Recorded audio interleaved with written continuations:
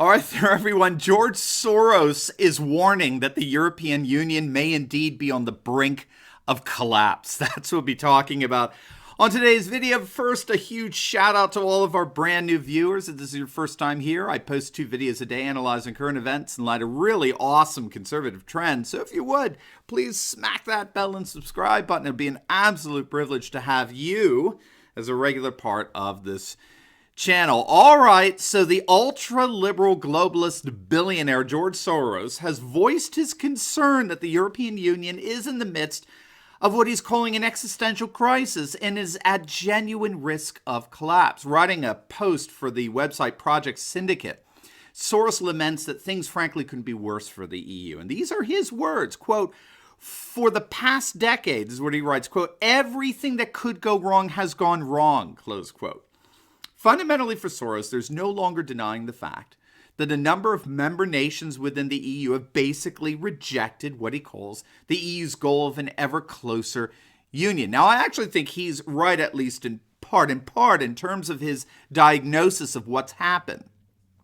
He thinks that after the 2008 financial crisis, Europe basically transformed into 2 different major mega nations, right? One that's a creditor and the other one that's a debtor.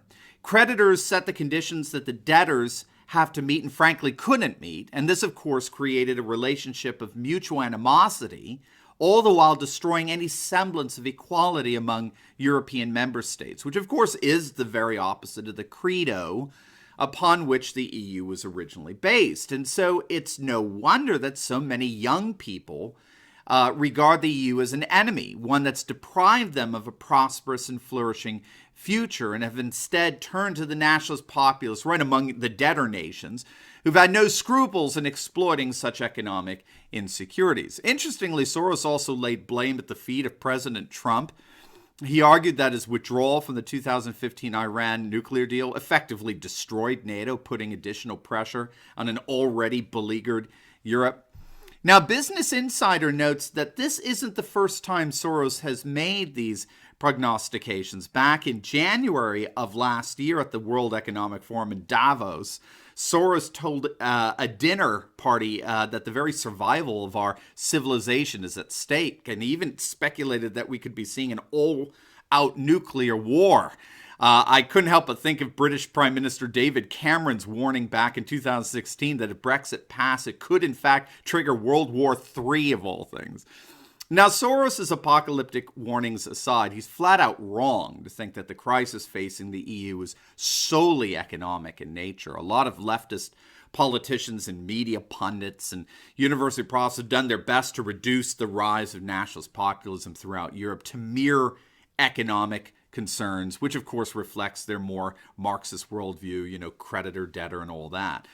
But the data is in, and we now have irrefutable evidence that the existential crisis facing the EU is emphatically not reducible to mere economic concerns. The nationalist populist uprisings going on in Europe began long before the 2008 economic crisis, long before it. Populist movements enjoyed their greatest successes in nations that were already experiencing rather strong economic growth long before 2008. So, for example, in Britain, Nigel Farage and his self-proclaimed People's Army first stormed the political stage into the European parliamentary elections back in 2004. And this was after 48 consecutive periods of economic growth, drawing tremendous support from rather affluent conservatives.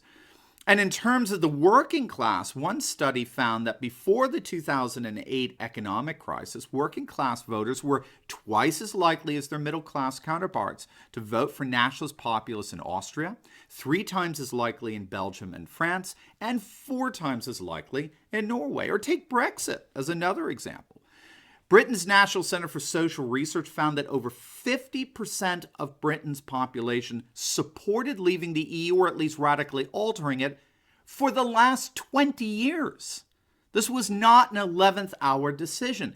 People have been unhappy with the EU long before the 2008 financial crisis, long before the 2015 immigration crisis. If anything, those were just straws that broke the proverbial camel's back. Brexit was decades in the making, which of course is a truth that's rather uncomfortable for liberal globalists to hear.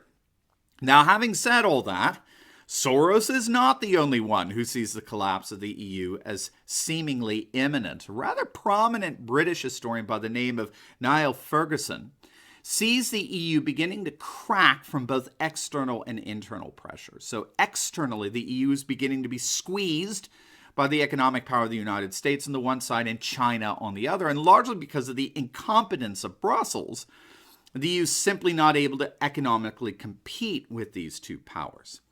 Internally, the bloc is going through a massive political paradigm shift with the rise of nationalist populist movements that are seizing power in a growing number of European countries, which is shifting the balance of power away from parties that supported the Union and now towards parties that are increasingly skeptical of it. And as far as this historian is concerned, these are conditions comparable to the Holy Roman Empire just before it collapsed. So needless to say, the combination of these external and internal pressures means that in just the next 10 years, there may not even be a European Union.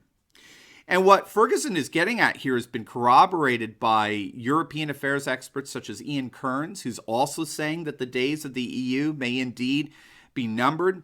And what Kearns and others are basically observing here is that with Italy fully now in the nationalist populist fold with their new government, and with the rise of the nationalist right's popularity through the whole of Western Europe, all it would actually take is another financial crisis, particularly one that takes a direct hit at the euro, the European Union's common currency, for the entire bloc to shatter and fall apart. In other words, the EU is currently in its most weak and vulnerable position since its inception, which is in turn rendering it a sitting duck for any crisis to come along and just basically blow it apart. The EU is that vulnerable right now.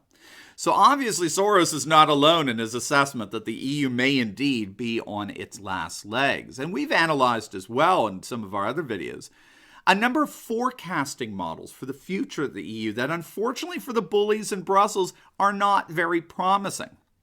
There are two models in particular that appear to be most plausible given the current circumstances, and they both signal the eventual demise of the EU. One forecast model, this comes from the United States Intelligence Agency, it's actually called a collapse scenario, which would involve a mass exodus of countries from the EU, all taking place more or less in tandem. So a bunch of Brexits, as it were, all happening relatively around the same time. And the second forecast model is what's known as the tightrope scenario, where the EU does make some necessary reforms, but it's not enough to garner reciprocal economic investment from the European or global private sector. So in other words, the nationalist populist blowback is successful in evoking necessary reforms coming out of Brussels, but those reforms haven't elicited any confidence among investors. And so there's a tightrope that has to be walked between the success of the reforms, but the disappointing economic returns in deficient material conditions. And once people realize that government spending has to make up for private sector shortfalls, the whole project is seen as unsustainable and nations begin to incrementally exit from the bloc. The important point here is that neither one of these two scenarios results in a sustained EU project. And that includes a scenario where the EU even makes necessary reforms. Even if it does, it may be too little too late. And so it does appear that George Soros' nightmare may in fact be coming true. We may in fact be seeing nothing less than the end of the EU in the not so distant future. As always, please like, comment, and subscribe. Click on either our Patreon or PayPal links below and become a supporter of this channel and help us to continue to analyze current events in light of amazing conservative trends so that you could personally and professionally flourish. God bless.